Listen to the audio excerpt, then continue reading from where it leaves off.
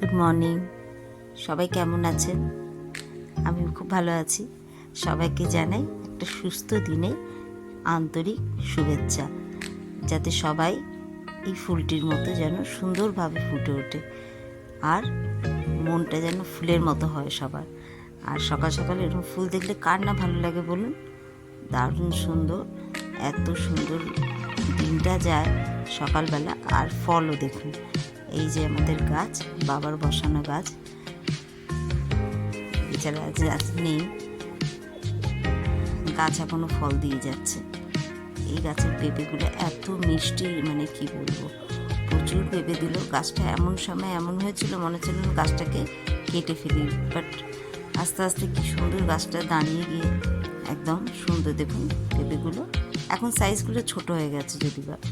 আর আজকের পাবদা মাছের বেগুন, আলু আর কালি জিরে ফোড়ন দিয়ে একটু ঝোল করব আজকে। তাড়াতাড়ি খুব একটা বেশি রান্না আজকে হবে না, কেন কি আমার মেয়ের পরীক্ষা চলছে।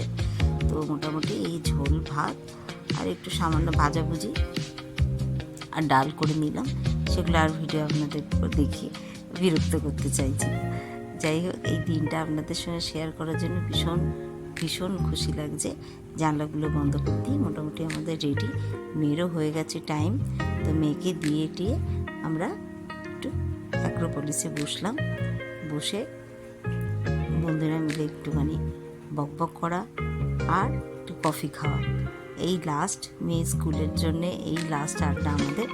আর তো যে যার নিজের আলাদা আলাদা কলেজ, তো আর কোনো দিন দেখা হবে, আবার কবে দেখা হবে এখনও অবধি কোনো ঠিক নেই।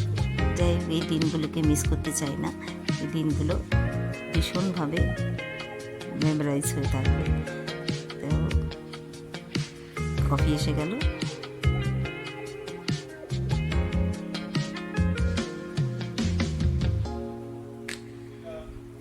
এবার আস্তে আস্তে আমরা কফি খেলাম।